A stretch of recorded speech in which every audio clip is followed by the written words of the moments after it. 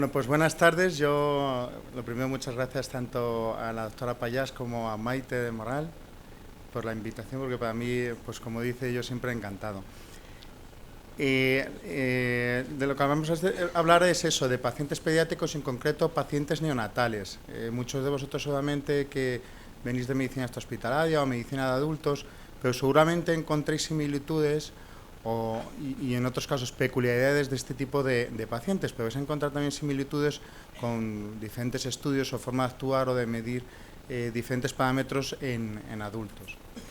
Entonces, empiezo con William Thomson Kelvin, físico y matemático británico, una frase célebre que es la de que lo que no se define no se puede medir, lo que no se mide no se puede mejorar y lo que no se mejora se degrada siempre, ¿vale? Sobre todo eso, lo que no se mide no se puede mejorar. Es algo que, viniendo a la actualidad, ya conocéis a Zuckerberg, que lo llevó al extremo, ¿no? No solo midió para un beneficio, sino para un beneficio bastante lucrativo. Y por contar una curiosidad, sabéis que el procesador de cualquiera de nuestros smartphones es mucho más complejo que el procesador que tenía la NASA cuando el hombre llegó a la Luna.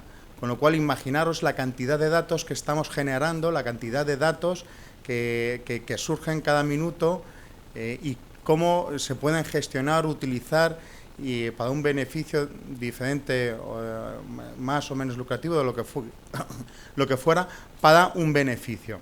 Pues bien, eso es de lo que va la charla. Como ha dicho Maite, soy Gonzalo Zois, neonatólogo del Hospital Autónomo de Añón, y lo que vamos a ver es cómo podemos utilizar y gestionar esos datos, cómo podemos medir y de qué formas lo podemos utilizar para un beneficio, que en este caso sería la estabilización respiratoria de un recién nacido en paritorio, ¿vale? Y vamos a hablar más concretamente de aquel paciente que para nosotros es el que más hay que cuidar, o si bien la ventilación hay que hacerla idónea en todos los pacientes, en todos los recién nacidos, pero probablemente los que tengan los pulmones más vulnerables sean los de los prematuros. Si hablamos de prematuros en conceptos de reanimación por debajo de las 32 semanas. Pues bien, el objetivo, por tanto, de la charla es cómo podemos manejar un monitor de función respiratoria, que es el que nos va a dar todos esos datos, con lo cual nos podemos ayudar para una estabilización respiratoria de estos pacientes, qué datos son los que voy a recoger y cómo los voy a interpretar, y una vez que ya tengo esos datos y los sé interpretar, cómo los puedo utilizar a la hora de la verdad, cuando estoy en el paritorio y en el momento de la asistencia. Para eso traigo este algoritmo, que es un algoritmo del grupo de la Sociedad Española de Neonatología, que es bastante exclusivo porque en ningún otro consejo tiene un algoritmo del prematuro. Es verdad que recientemente Australia también utilizó uno muy símil para prematuros, pero si os metéis en el ILCOR no vais a encontrar un algoritmo del prematuro. Pues bien, hablamos de este punto, de la ventilación con presión positiva en el recién nacido prematuro, y seguramente que también podamos aplicarlo al recién nacido a término, seguro.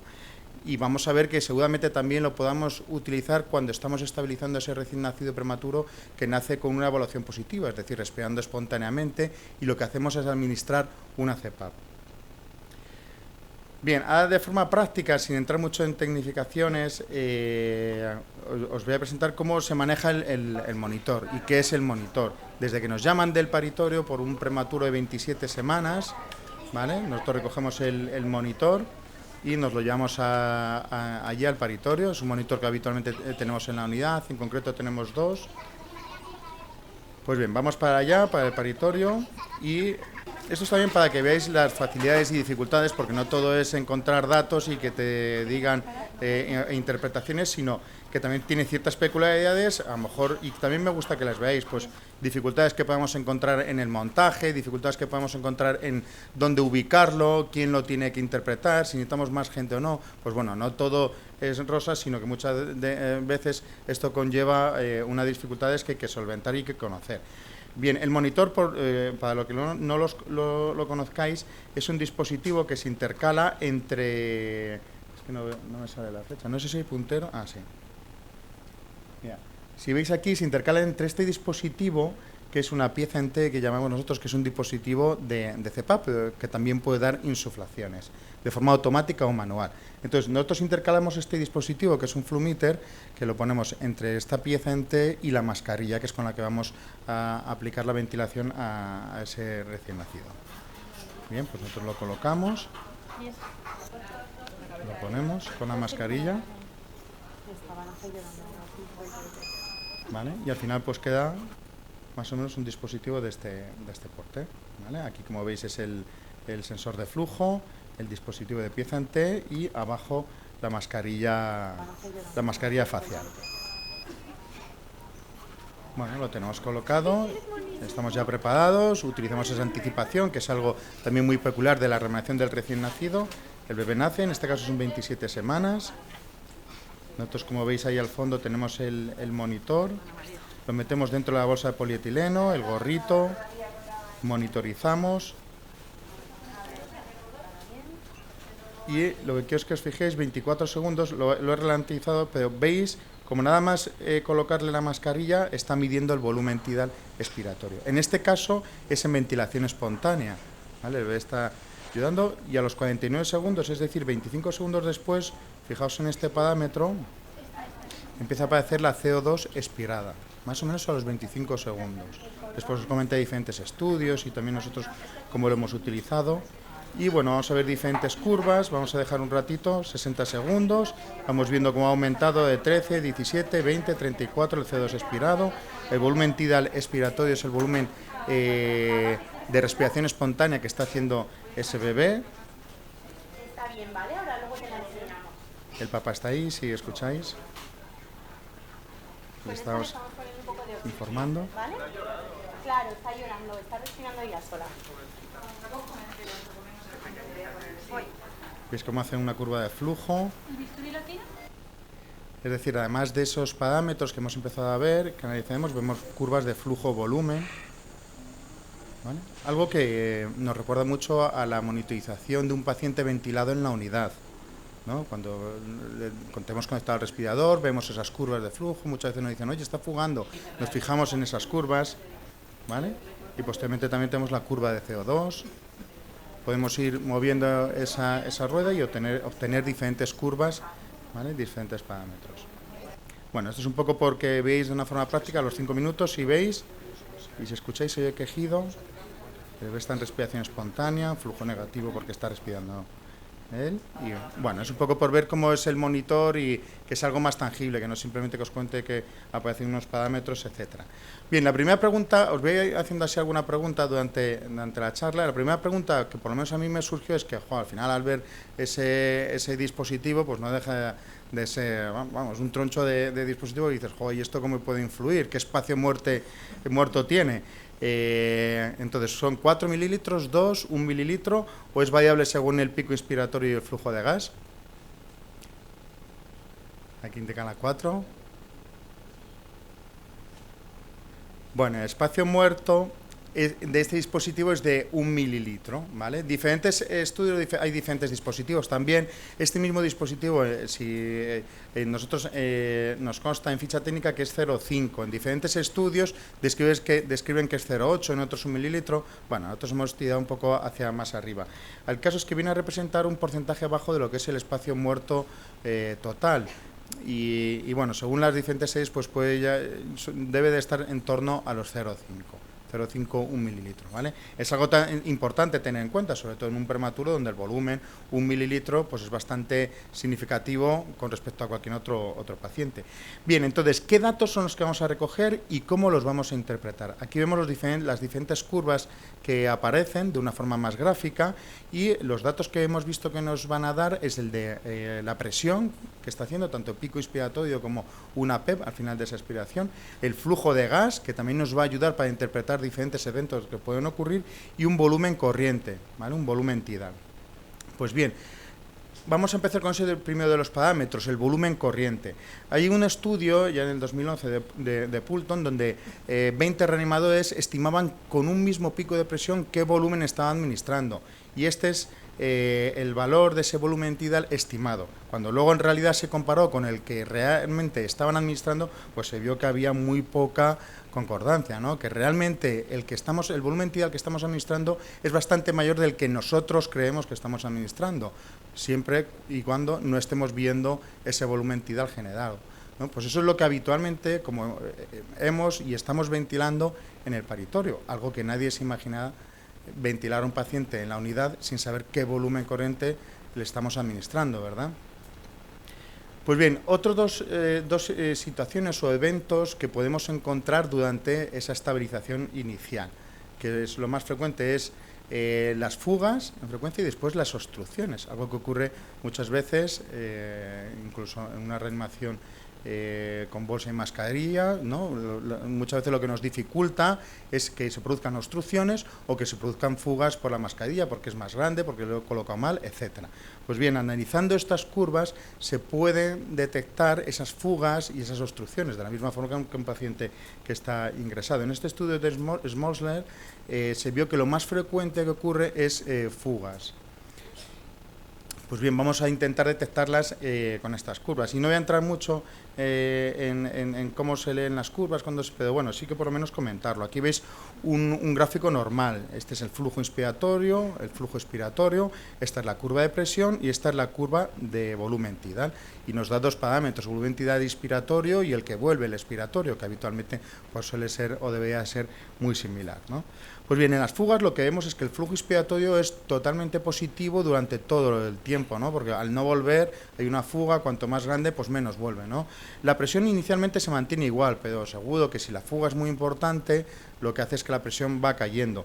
Y el volumen tidal, lo que vemos es que el volumen tidal inspiratorio, claro, mide como que todo el tiempo está saliendo gas y es exageradamente elevado, o el volumen tidal expiratorio no detecta nada y si detecta algo lo que vemos es que es muy bajito en comparación siempre al menos un 75% menos que el volumen tidal inspiratorio. ¿Y en la fuga qué ocurre? Pues que no hay flujo. Sigue habiendo presión, como veis aquí, pero no hay flujo que pase a través del flumíter, con lo cual tampoco tenemos ningún tipo de volumen tidal expiratorio y en nuestro caso, pues midiendo, vemos que cae por debajo de un 75% con respecto al que estaba haciendo previamente, ¿vale? ¿Qué otro parámetro podemos medir? El CO2 expirado. Este es un estudio que se realizó en mayores de 36 semanas en 110 pacientes, 106, 110 pacientes, además es bastante reciente, de Blanca. Y entonces lo que ven es cómo va aumentando el CO2 expirado en pacientes que respiran de forma espontánea, ¿vale? Si hay algo muy similar a adultos, a la recuperación de circulación espontánea, cómo va aumentando ese CO2. Y veis cómo va aumentando hasta que a los 2 minutos alcanza un máximo y después es cuando realmente nos está hablando de la ventilación. Hasta entonces, en estos 2 primeros minutos, ¿de qué nos está hablando? Del gasto cardíaco a nivel pulmonar, es decir, cómo se está perfundiendo ese pulmón. También midieron los volúmenes tidales y si veis el volumen tidal tiene una progresión. Inicialmente estamos abriendo ese pulmón, probablemente un pulmón inmaduro, un pulmón con líquido, un pulmón patológico y claro, los volúmenes tidales iniciales con la misma presión, el mismo pico de presión, claro, va en ascenso, ¿no? Pues eso también es importante saber cuál es lo normal, cuál es el volumen tidal que debe de hacer un paciente que respira, tiene respiración espontánea y cómo van cambiando sus volúmenes, de la misma forma que conocéis la saturación de oxígeno. Sabéis que intraútero estamos a 40% de saturación, inmediatamente que cuando nace un bebé no puede estar al 100%, sino que tiene una progresión, y eso también se midió. Hay una progresión a lo largo de esos 10 minutos, de tal forma que nos dice cuál es la saturación normal en cada uno de esos minutos, hasta que a los 10, 12 minutos ya sí que es lógico tener una saturación en torno a 90-92%. Pues es importante también describir todos estos cambios fisiológicos que ocurren en un recién nacido para saber qué es lo normal y no asumir que directamente tenemos que dar un pico y querer obtener un volumen tidal a lo mejor de 8 mililitros por kilo. Pues bien, la siguiente pregunta es que ¿qué datos podemos recoger, por lo tanto, de un monitor de función respiratoria? ¿Los mismos que un respirador o el número de eventos adversos de fugas y obstrucciones, la capnografía, volumen corriente, curvas de flujo y de presión, o nos centraremos exclusivamente en las curvas de flujo y de presión? Pues bueno, lo mismo que un respirador, no, porque no, el respirador, salvo que tenga un capnógrafo y que habitualmente nos lo dan en otro módulo, no detecta el CO2 expirado y habitualmente tampoco la saturación, que es otro de los parámetros que da el monitor de función respiratoria, pero bueno, eso sí que ya estamos acostumbrados a tener un pulsosímetro y ese parámetro no es añadido. El número de eventos adversos tampoco, porque hay que saber interpretarlo y tiene su dificultad. No habitualmente aparecen unas curvas tan claras, ni hay una voz en off en el monitor que te dice, ahora hay una fuga. No, tenemos que interpretar interpretarlo, y hay esas dificultades técnicas y requiere un aprendizaje. La respuesta sería correcta sería todo esto que hemos ido enumerando, ¿no? La candografía, el volumen corriente y esas curvas de flujo y de presión, que sí que son las que nos ayudan a interpretar si se está produciendo un evento adverso, como puede ser una fuga o una obstrucción. Bien, pues vamos a la práctica, ¿vale? Hemos llevado el monitor, ya estamos en el paritorio, y a ver cómo puedo yo ayudarme de estos datos para ayudar a esa estabilización de ese recién nacido, en este caso prematuro. Pues bien, este mismo grupo del austríaco, aunque en ese momento estaba en Australia, es un grupo multidisciplinar de varios países que la verdad que hace estudios súper interesantes. En el 2012 hizo un estudio donde aleatorizó, entonces dijo, vamos a dividir los pacientes con el monitor visible y no visible, y a ver si encontramos diferencia con tener un dispositivo de feedback o no. Pues bien, lo que vio es que en el grupo donde el monitor era visible, claro, se habían producido menos fugas. Pues, ¿por qué? Porque en cuanto la detectaban, recolocaban, con lo cual habían muchas más recolocaciones y más eficaces. Y también habían ajustado el pico inspiratorio, de tal forma que no nos quedamos con el mismo pico inspiratorio con el que hemos empezado, sino que a lo mejor si veo que está bien y veo que el volumen tidal es excesivo, ahora vamos a determinar cuánto es excesivo, pues lo bajo, ¿no? Y vieron que la intubación en la sala de paritorios fue menor que en los que el monitor no era visible y que ingresaban en la unidad un mayor número de pacientes con CPAP que intubados. Pues bien, no solo eso, sino que en el grupo de no visible, posteriormente lo analizaron y querían ver el volumen corriente con el que nosotros estamos ventilando, el que asumimos que es X menor de 6 mililitros por kilo, que habitualmente nos imaginamos que estamos en ese rango. Pues bien, vamos a ver con cuánto hemos ventilado. Y entonces vean que las insuflaciones, bueno, aquí diferenciaban en las controladas con las asistidas, que coincidía con la respiración del bebé, pero bueno, son las insuflaciones, estaban entre 8,3 y 9,3 mililitros por kilo. Y en las espontáneas eran de 3,2, 3,3 mililitros por kilo, ¿vale? Con lo cual, nos hacemos la siguiente pregunta: ¿qué factor ocasiona daño en el pulmón del paciente prematuro durante la reanimación? ¿El varovolutrauma?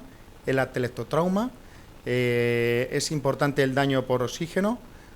¿O todas son correctas? Bien, esta sería la respuesta, pero sí que hay diferentes estudios, y muchos de ellos experimentales, claro, donde se ve que volúmenes corrientes por encima de 8 mililitros por kilo pues provocan gran daño pulmonar, no solo en el surfactante endógeno que produce ese recién nacido a las 48 horas, sino en el exógeno, en el que le damos sustituyendo ese que aún no es capaz de producir, aparte de alteraciones hemodinámicas, y es donde empieza la cascada de inflamación a nivel cerebral, que es muy importante para determinar el pronóstico neurológico de esos pacientes. Es decir, los 10 primeros minutos de vida no son iguales que cualquier otros 10 minutos de vida a lo largo de la vida de ese paciente. Esos primeros 10 minutos de vida son fundamentales para establecer una adecuada estabilización pulmonar, o al menos para no iniciar un daño importante, no en ese pulmón, sino detrás del pulmón viene el corazón, una cascada inflamatoria que afecta también al cerebro, con lo cual es muy importante. De hecho, nosotros en reanimación no hablamos de reanimación cardiopulmonar,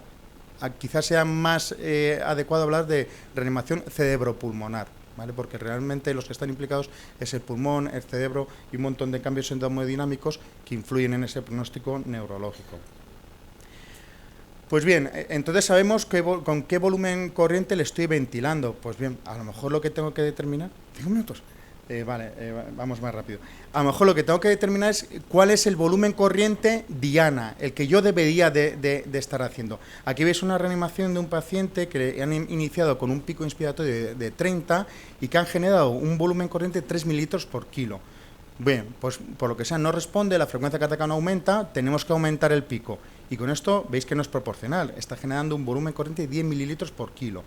Bajamos, el paciente se ha estabilizado, tiene una frecuencia cardíaca mayor de 100, pues bajamos el pico inspiratorio, lo bajamos a 20, y de tal forma que así estoy generando 5 mililitros por kilo. Y a lo mejor esto es en el momento de dar un volumen corriente diana, es decir, una vez que lo tengo estable, yo tengo que ajustar mi ventilación de tal forma que está haciendo volúmenes corrientes entre 4 y 6 mililitros por kilo, que es lo que se ha descrito en la bibliografía. A lo mejor este es donde marca la diferencia. Habitualmente ventilamos con un pico inspiratorio, pero toda esta parte de abajo no la vemos, con lo cual yo asumo que estoy dando un volumen corriente bueno o no dañino, y no es así, ¿no?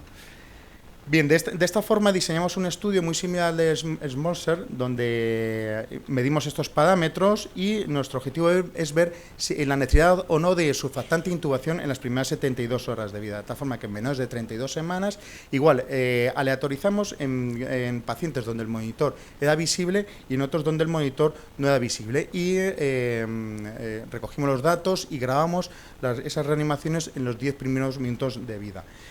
Vamos directamente a los resultados y lo que vimos es que aquí veis el grupo el gráfico de pico inspiratorio y aquí el gráfico de volumen corriente.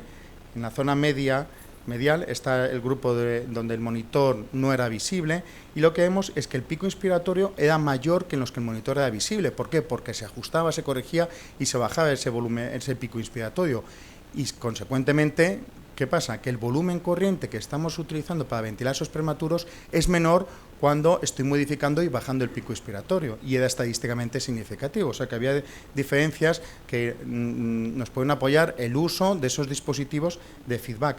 Y si analizando, vemos que en el grupo donde el monitor estaba enmascarado, el volumen corriente, había más riesgo de tener un volumen corriente por encima de 6 mililitros por kilo, al igual que un pico inspiratorio, utilizar picos inspiratorios mayores de 20 centímetros de agua y no corregirlos o no disminuirlos según sus necesidades, de la misma forma que hiperventilar. Hiperventilar ya sabéis que es muy dañino en cualquier tipo de recuperación de reanimación. Bien, estratificamos y dijimos, vamos a ver si eso se mantiene en las diferentes edades gestacionales, de tal forma que vimos menores o iguales de 27 semanas, 28 y 29 y mayores de 30 semanas. Pues veis aquí el gráfico de presión, vimos que sí, que efectivamente se mantenía independientemente de la edad gestacional, pero en cuanto al volumen corriente veíamos que esa diferencia de presión no se traducía en un volumen corriente por lo menos estadísticamente significativo, algo que sí ocurría en los menores de 29 semanas, con lo cual es muy probable que esta sea la población de riesgo. Y traigo un estudio al caso que además se ha publicado muy recientemente, en el que participaba además una de nuestras compañeras, que es el SAIL Trial, donde evalúan las insuflaciones sostenidas. No me voy a entretener en definir ese concepto, pero bueno, se ventila en la reanimación dando una insuflación sostenida de 20 centímetros de agua durante 15 segundos o de la forma que habitualmente hacemos, ventilación con presión positiva intermitente.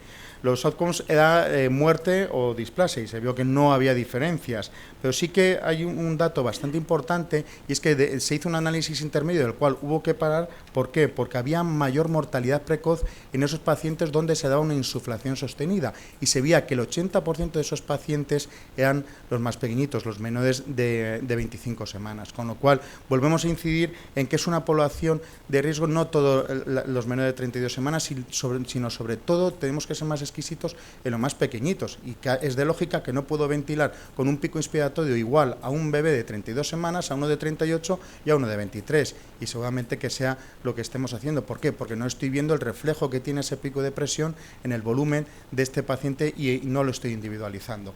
Hicimos también un análisis de cómo era el volumen corriente a lo largo de esa reanimación y vimos que, como describía el estudio previo, los iniciales son más bajos que a lo largo de la reanimación y en las últimas insuflaciones.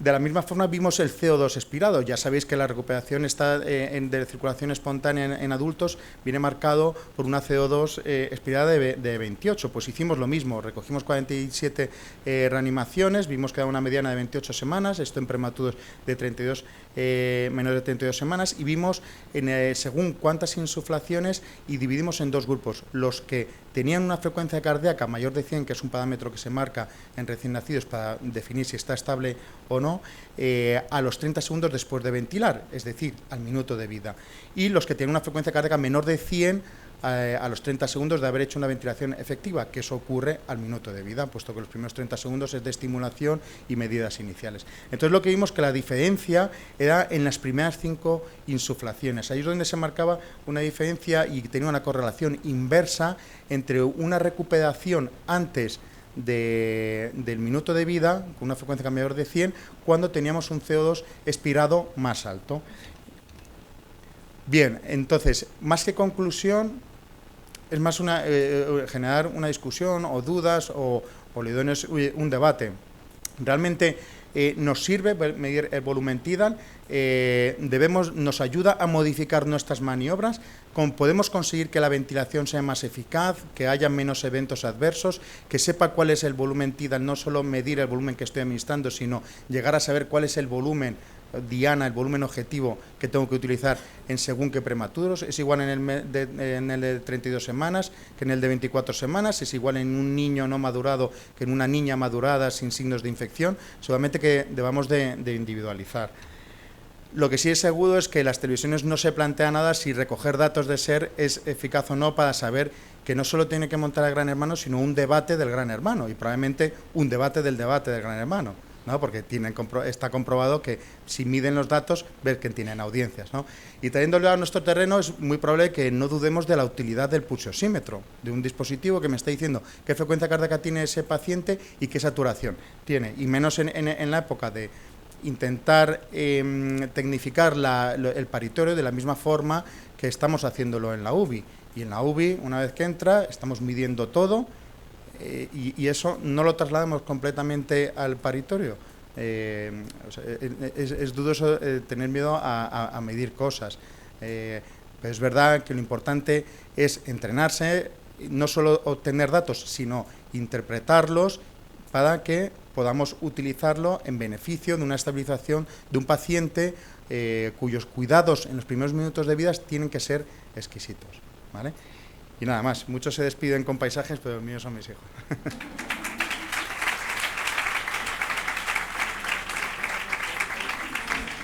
Tenía un vídeo chulo, pero ya no da tiempo. ¿Que tienes un vídeo? No. No, si quieres dejarlo puesto mientras pregunten. ¿Es de algún chiquitito? No, ya, bueno, cosa? Como me gusta mucho el arte, pues siempre busco un símil. No. Sí. Ponlo, que lo quieren. Pónselo. Lo que pasa es que no sé si hay favor, conexión a... ¿Alguna pregunta que le queráis hacer que luego se tiene que marchar Gonzalo? ¿Cuántos de los que estáis en la sala reanimáis a pequeñitos? Sois todos de adultos, ¿no? A ti tú sí. Vale. ¿Quieres preguntarle algo a Gonzalo? No hay nada. Bueno, yo voy a aprovechar para preguntarte una cosa, Gonzalo.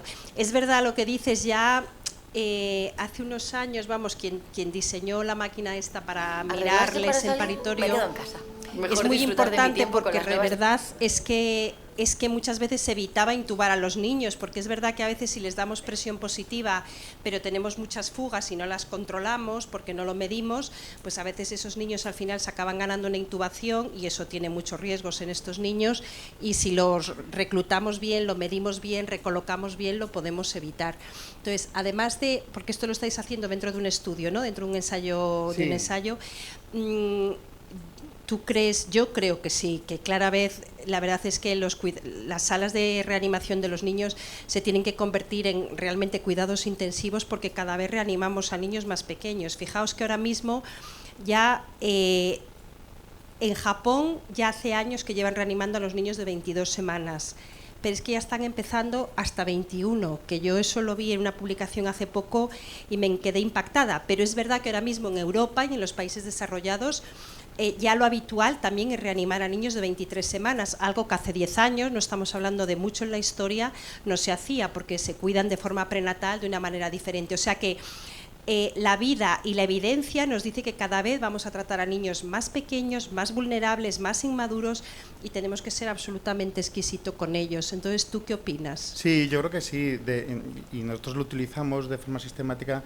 Es verdad que empezamos a utilizarlo con el estudio y que pues nos metimos, nos formamos para interpretar el monitor, pero claro, eso enseguida te lleva a utilizarlo de forma genérica, no solo en estos niños, sino en las hernias. Ahora tenemos menos hernias diafragmáticas, pero imaginaos una hernia para conocer el volumen pulmonar que tiene, pues también fundamental en niños a término. Es que te dice como la eficacia de tu ventilación, de incluso tu intubación, o sea que es al final tener datos y eso bien gestionado pues nunca sobra, ¿vale? Sí que utilizáis monitores o dispositivos de feedback. Es que son casi todos de adultos. Sí, estos. pero en adultos también, ¿no? ¿No utilizáis dispositivos de estos o a lo mejor de CO2 expirado, ¿no? Y lo utilizáis para saber si la intubación es correcta o no, para manejar también la recuperación de la circulación espontánea y después cómo lo estamos ventilando. ¿Y alguien rechazaría tener esos datos una vez que lo estáis utilizando? Pero sí, Gonzalo, por desgracia, a quien le llegan las cosas los últimos son a nuestros niños. O sea, todo llega primero a los adultos, luego a los pediátricos, y al paciente neonatal y prematuro le llega siempre al final, porque nos da, bueno, pues un poco de miedo también que la tecnología hace sus daños, pero es verdad que es necesaria, pero hay que adaptarla, porque a veces es que las mascarillas más pequeñas es que le obstruyen la cara entera, entonces tenemos que ir adaptando todo, los tubos, los laringos, las mascarillas a los bebés tan pequeños que tenemos. Bueno, pues venga, nada, les ponemos gracias. el vídeo, que si no se bueno, quedan... Pero adelántalo un poco, porque sí. son, ¿cuánto? ¿4 minutos? Sí. Déjalo lo más esencial. Nada, así, 2 minutos. Venga. Muchos seguramente que conozcáis a Marina Abramovich, y a mí me gusta porque es de esas personas que, bueno, aparte de ser una gran artista, pues cambia el rumbo del arte y también habla en relación, pues esto, que tenemos que también que desaprender para aprender y ver la importancia que tienen pues nuevas tecnologías o nuevas cosas que muchas veces, no digo que el monitor cambie el rumbo de la medicina, pero muchas veces el inicio de algo siempre genera cambios y es difícil, ¿no? Y yo creo que Marina Abramovich es uno de esos exponentes que ha generado esos cambios en beneficio del arte, y sobre todo esa es la relación con el vídeo. Pero sí que es verdad que es un vídeo que a mí me encanta porque contaba antes la historia al inicio de este vídeo, y su primera pareja, con el cual estuvo muchísimos años, pues bueno, habían tenido un romance muy bonito y al final decidieron dejarlo, y lo dejan de una forma también muy curiosa. Cada uno empezó a caminar la muralla la muralla china desde un extremo, de tal forma que en el momento donde se encontrase sería donde la última vez que se veían y dónde lo dejarían, ¿no?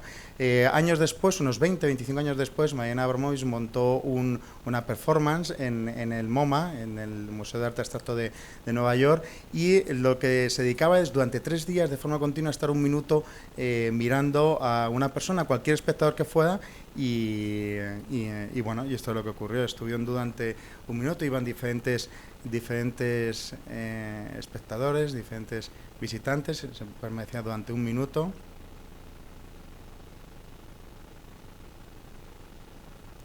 Y bueno, en ese momento, pues Ulay, que es como se llamaba él, pues apareció.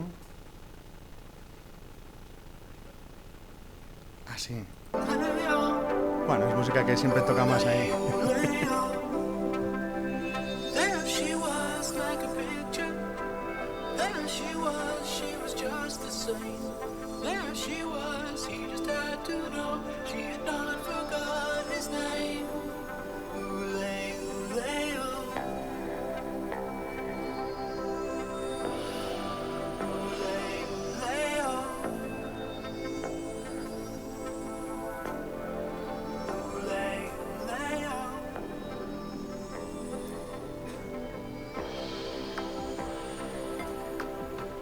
Bueno, os recomiendo que lo veáis más tranquilamente, en casa del vídeo entero, que...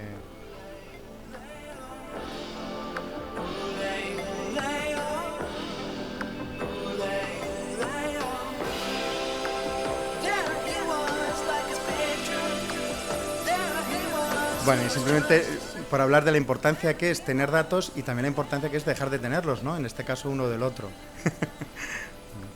Nada más, yo creo que si no voy a robar mucho tiempo.